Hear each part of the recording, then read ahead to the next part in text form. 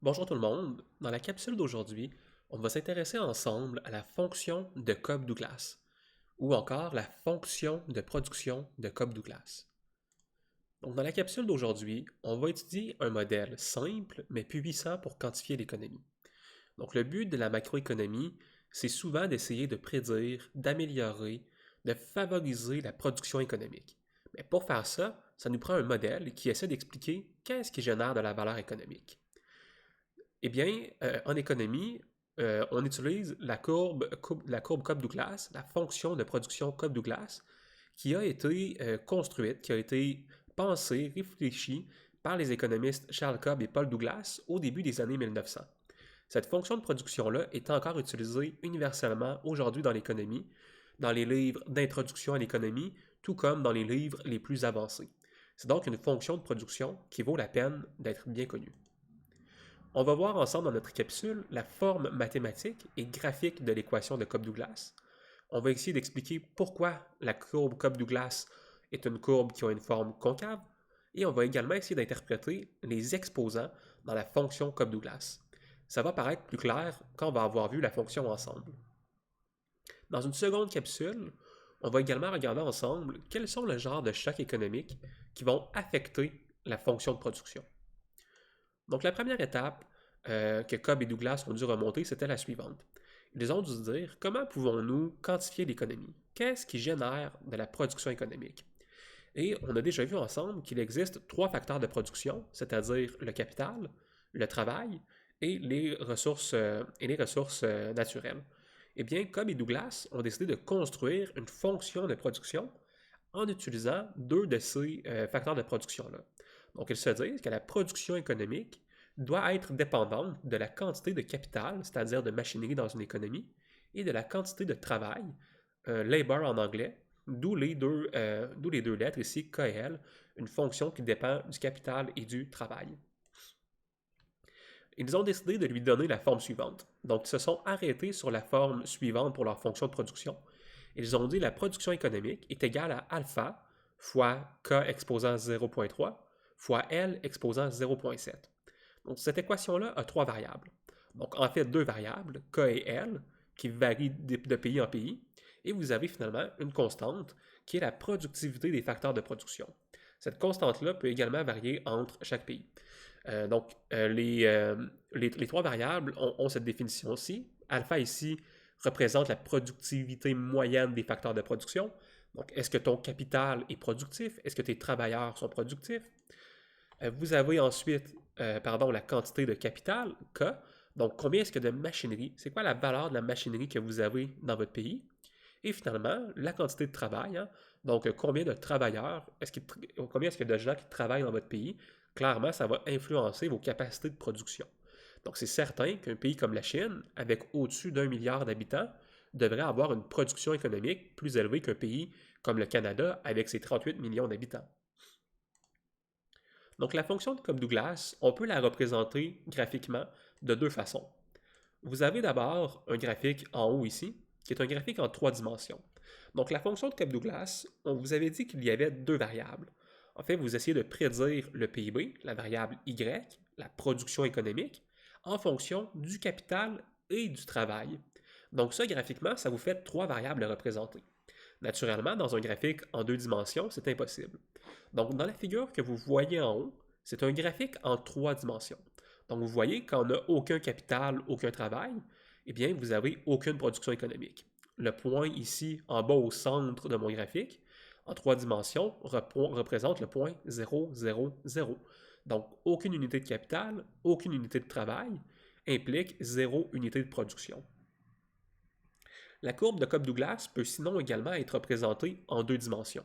C'est généralement ce que vous allez voir dans vos manuels académiques, dans vos manuels d'introduction en économie. Donc, vous avez sur l'axe des Y la variable Y, ici qui est bel et bien la production économique. Donc, c'est quoi la production économique dans votre pays? Et en axe des X, on va souvent choisir une des deux variables.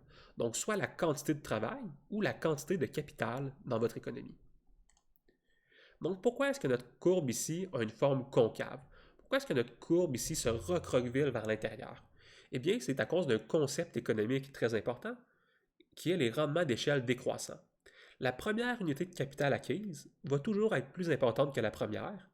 La première, pardon, va être plus importante que la deuxième. La deuxième va être plus importante que la troisième, et ainsi de suite. C'est le même raisonnement qu'on se fait pour le travail. Ici, je vous en donne un exemple clair. Vous êtes un fermier, vous avez acquis votre premier tracteur. Ce premier tracteur-là va avoir un impact incroyable sur vos capacités de production. Mais si vous restez juste un fermier, vous êtes un fermier, mais vous achetez maintenant un deuxième tracteur. Certes, ça ne peut pas vous nuire d'avoir deux tracteurs, mais clairement, avoir deux tracteurs, l'amélioration marginale, l'achat d'un tracteur supplémentaire, n'a pas été aussi efficace que l'achat de votre premier tracteur. Donc, votre premier tracteur, avant de l'acheter, vous étiez un fermier avec des bœufs et une charrue. Vous êtes passé de ça à un premier tracteur. Votre augmentation de performance, votre augmentation de production était nettement plus importante que l'achat de votre deuxième tracteur. Et ça tombe sous le sens. On se rappelle que notre fonction ici, notre fonction s'écrit la fonction du capital alpha multiplié par le capital exposant 0,3 multiplié par la quantité de travail exposant 0,7. Eh bien, dans l'introduction à l'économie, ces exposants-là portent souvent à confusion. Donc, prenons un petit instant pour démêler qu'est-ce qu'ils veulent dire ces exposants-là à mes variables. Eh bien, ces exposants-là, dans un terme purement économique, vous permettent de vous dire à quelle vitesse est-ce que les rendements décroissants d'échelle sont importants. On se donne un exemple ici. Imaginez-vous que l'exposant sur le capital soit nul.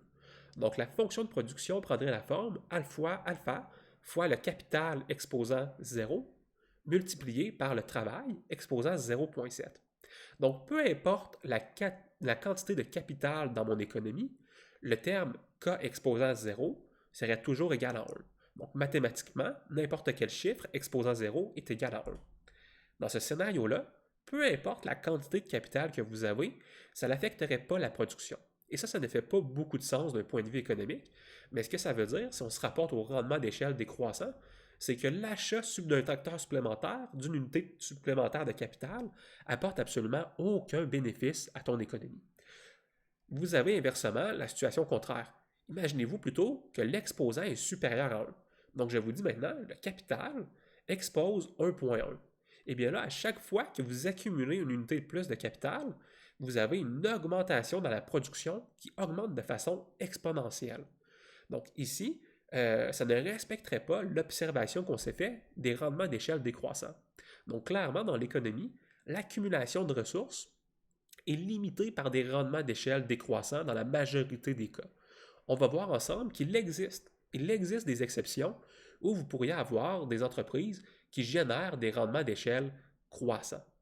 Mais ça reste très rare, donc notre production, notre fonction de production, notre modèle mathématique général doit prendre en compte que vous avez des rendements d'échelle décroissants. Et c'est pour ça que généralement, dans la fonction Cobb-Douglas, vous allez trouver que les exposants sont bornés entre 0 et 1. Comment est-ce qu'on est arrivé à des chiffres de 0,3 et de 0,7? Eh bien, ça a été avec un exercice statistique. Donc, on a regardé statistiquement entre les différents pays quelles ressources, quels facteurs de production semblent avoir des rendements d'échelle décroissants plus importants. Et on se rend compte que le capital semble effectivement avoir des rendements d'échelle décroissants plus importants que pour le travail. On va avoir l'occasion de retravailler avec cette formule-là à plusieurs reprises. Donc la fonction de Cobb-Douglas, c'est une fonction que vous devez absolument connaître et on va avoir l'occasion, comme je vous le disais, de la retravailler dans d'autres concepts macroéconomiques. J'espère que ça a clarifié pour vous le concept de fonction de production de Cobb-Douglas. Si vous avez des questions additionnelles, de la matière qui est moins bien comprise, n'hésitez pas à laisser un commentaire dans la vidéo et je vais y répondre promptement. Et sinon, un de vos collègues qui écoute la vidéo pourrait également vous assister dans la compréhension de la matière.